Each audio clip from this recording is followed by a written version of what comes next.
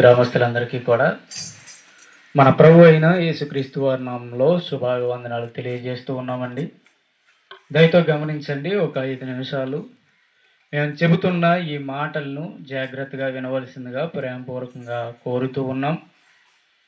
మేమేదో మతాన్ని ప్రచారం చేయడానికో లేకపోతే జనాలందరినీ మభ్యపెట్టి మతంలోకి మార్చడానికో మేము ఇక్కడికి రాలేదు, కానీ మంచి మార్గాన్ని ఈరోజు మీకు పరిచయం చేయాలన్న ఒక మంచి ఉద్దేశంతో ఈరోజు మేము ఈ ప్రాంతానికి రావడం జరిగింది. సాధారణంగా మనుషులందరూ కూడా తమ ఆలోచన విధానం ఎలా ఉంటుంది అంటే, క్రైస్తవులు అనగానే వీళ్ళు మతం మార్చేస్తారు, మన మతంలో నుంచి వేరే మతంలోనికి రమ్మంటారు అని క్రైస్తవుల మీద ఒక చెడు అభిప్రాయం అనేది చాలామందికి అలా ఉండిపోయింది. కానీ వాస్తవానికి క్రైస్తవులు వెంబడిస్తున్న దేవుడు ఎవరైతే ఉన్నారో యేసుక్రీస్తు వారు కానీ మతం మారమని ఏ రోజు చెప్పలేదండి.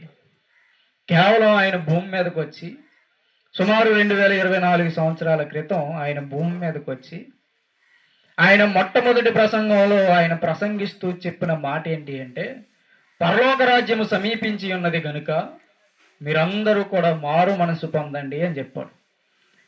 ఆనాటి నుంచి క్రైస్తవులుగా పిలువబడుతున్న వారు కానీ క్రీస్తుని అంగీకరిస్తున్న వారు కానీ మేమందరము చేస్తున్న పని ఒకే ఒక్కటి, పరలోక రాజ్యము సమీపించి ఉన్నది కనుక మారు మనసు పొందండి అని మాత్రమే మేము ప్రకటిస్తున్నాం.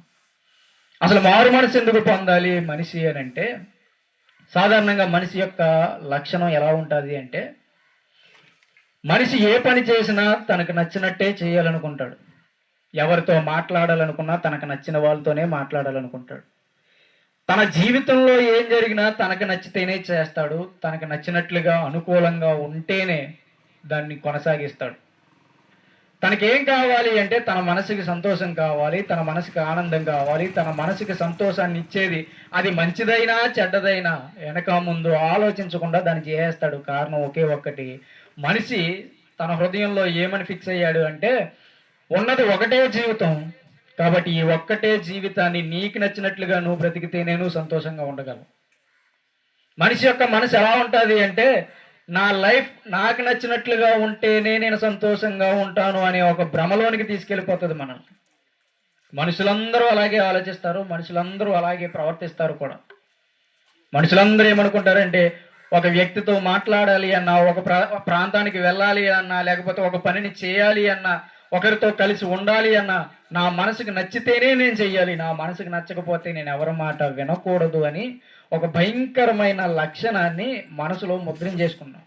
అయితే ఈ భయంకరమైన లక్షణం ఏదైతే ఉందో, ఈ భయంకరమైన లక్షణాన్ని మనిషి ఏమనుకుంటున్నాడంటే, నేను వెళ్తున్న దారి ఏమీ చెడ్డదారి కాదు, నేను వెళుతున్న దారి మంచి దారే అని మనసులో గట్టిగా బలంగా ఫిక్స్ అయిపోయాడు. సో ప్రతి మనిషి ఏమనుకుంటాడు అంటే, నేను వెళ్తున్న దారి కరెక్టే, నేను చేస్తున్న పని కరెక్టే. ఫర్ ఎగ్జాంపుల్ మీకు బాగా అర్థం కావాలి అంటే, ఉదాహరణకి ఒక చిన్న ఉదాహరణ చెప్తాను చూడండి. త్రాగుడికి అలవాటు పడిపోయిన వ్యక్తి దగ్గరికి వెళ్ళేవరే నువ్వు తాగేది తప్పురా అంటే, ఆ త్రాగుతున్నవాడు నేను చేస్తున్నది తప్పు అని అనండు. కారణం ఏంటి అంటే, ఈ త్రాగుడిని బట్టి నా హృదయానికి సంతోషం కలుగుతుంది, నా మనసుకి సంతోషం కలుగుతుంది కనుక నేను తాగుతున్నాను, నీకు బాధ ఏంటని అడుగుతాడు. లేకపోతే నువ్వేమైనా డబ్బులు నాకు ఇస్తున్నావా, లేకపోతే నీవు ఇచ్చిన డబ్బులతో నేను ఏమైనా తాగుతున్నానా అని అడుగుతాడు. తన ఉద్దేశం ఏంటో తెలుసా? త్రాగడం వల్ల తన మనసుకి సంతోషం కలుగుతుంది కాబట్టి తనకి మనసుకి సంతోషాన్ని ఇచ్చేది ఏదైనా చేయడం కరెక్టే అని ఒక ముద్ర బలంగా మనసులో పెట్టేసుకున్నాడు. అందుకే బైబిల్ ఏం చెప్పిందంటే, ఒకని ఎదుట సరైనదిగా కనబడు మార్గము కలదు, అయితే తుదకది ఎక్కడికి తీసుకెళ్ళిపోతుంది అంటే మరణానికి తీసుకెళ్ళిపోతుంది అంట. ప్రతి మనిషి కూడా తన జీవితంలో చేస్తున్న పని ఏంటి అంటే, మనసుకు నచ్చిన దారిలో వెళ్తున్నాడు, మనసుకు నచ్చిన పని చేస్తున్నాడు. అయితే మరిచిపోతున్న విషయం ఏంటి అంటే, మనసుకు నచ్చిన దారిలో వెళ్తుంటే ఆ మార్గం ఎక్కడికి తీసుకెళ్ళిపోతుందంట, మరణానికి తీసుకెళ్ళిపోతుందంట. అందుకే చూడండి, బాగా తాగి తాగి తాగి తాగి తాగి ఏ లివర్ పోతే తప్ప ఆ టైంలో మనకి దేవుడు గుర్తురాడు. అప్పుడు అనుకుంటాం, ఒకప్పుడు ఆరోగ్యం బాగున్నప్పుడు నేను మారిపోయిందంటే బాగుండే అని ఎంతో మంది బాధపడతారు. కారణం ఏంటి అంటే, ఆ పని చేస్తున్నప్పుడు వాళ్ళకి ఏమనిపించదు, వాళ్ళ మనసుకి నచ్చుతుంది చేసేస్తున్నారు, వాళ్ళకి మనసుకి నచ్చిన మార్గంలో వాళ్ళు వెళ్ళిపోతున్నారు. అందుకే బైబిల్ చెప్తుంది, నీ మనసుని ఎప్పుడు నువ్వు నమ్ముకోకు. ఒకని ఎదుట సరైనగా కనబడే మార్గం ఉంది, కానీ అది తొదకి మరణానికి తీసుకెళ్ళిపోతుంది. అందుకే మనిషి యొక్క మనసుకి సరైన మార్గం తెలియదు కనుకే ప్రతి మనిషికి కూడా మారు మనసి అనేది అవసరం. ప్రతి మనిషి కూడా తన మనసును మార్చుకోవాలని సాక్షాత్తు యేసుక్రీస్తు ప్రభు భూమి మీదకి వచ్చి ప్రకటించాడు.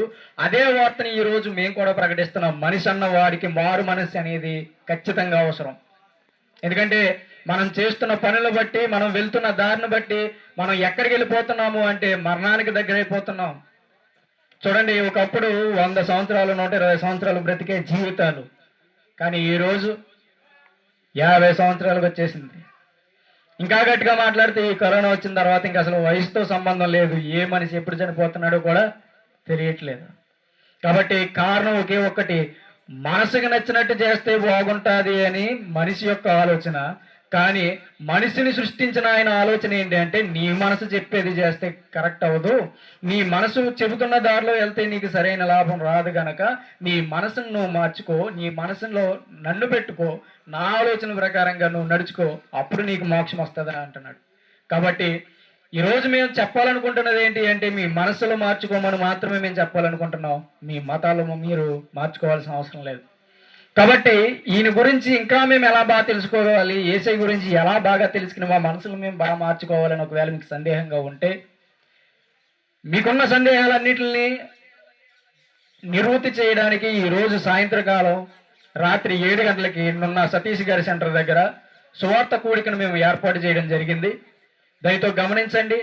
మనిషి యొక్క మనసును ఎలా మార్చుకోవాలో, ఎలా మార్చుకుంటే మరణం నుంచి తప్పించుకుంటాడో, ఎలా మార్చుకుంటే దేవునికి దగ్గర అవుతాడో, ఈ విషయాలన్నీ అర్థమయ్యే విధంగా ఈ రాత్రికాల సమయంలో సువార్త కూడికలో మనం మాట్లాడుకోబోతున్నాం కనుక ఈ మాటలు ఎవరికైనా అర్థమైతే, ఈ మాటల ద్వారాగా ఎవరైనా ఈ మనసులను మార్చుకోవాలి, మీ జీవితాలు మార్చుకోవాలని అనుకుంటే ఈ రాత్రి 7 గంటలకి నున్న సతీష్ గారి సెంటర్ దగ్గర జరగబోయే సువార్త కూడికకు రండి. ప్రేమపూర్వకంగా మిమ్మల్ని అందరినీ ఆహ్వానిస్తూ ఉన్నాం. ఆ సువార్త కూడికలో మనమందరము కూడా మన మనసుకు నచ్చినట్లుగా కాకుండా దేవుని మనసుకు నచ్చినట్లుగా ఎలా బ్రతకాలో తెలుసుకుందాం. దేవుడిచ్చే ఆ నిత్య జీవాన్ని పొందుకుందాం. అటువంటి జీవితాలు దేవుడు మనకందరికి అనుగ్రహించాలని మనస్ఫూర్తిగా కోరుకుంటూ నా ఈ మాటలు ముగిస్తున్నాను. చిన్న ప్రార్థన చేసుకుందాం. ప్రేమగల తండ్రి, కృపగల దేవ, మీ ఘనమైన నామానికి స్తుతులు స్తోత్రాలు తండ్రి.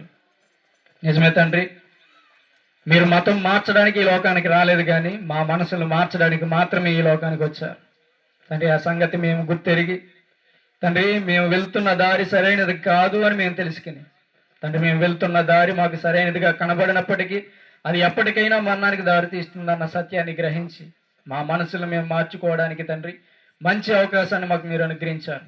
ఈరోజు ఈ యొక్క మాలపాడు గ్రామంలో ఈ మాటలు వింటున్న ప్రతి ఒక్కరితో మీరు మాట్లాడారని మేము నమ్ముచూ ఉన్నాం. వారిని మీరు ప్రేరేపించండి, వారితో మీరు మాట్లాడండి.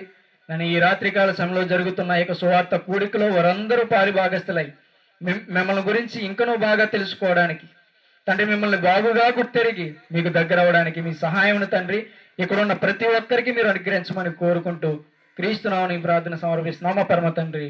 ఆమేన్.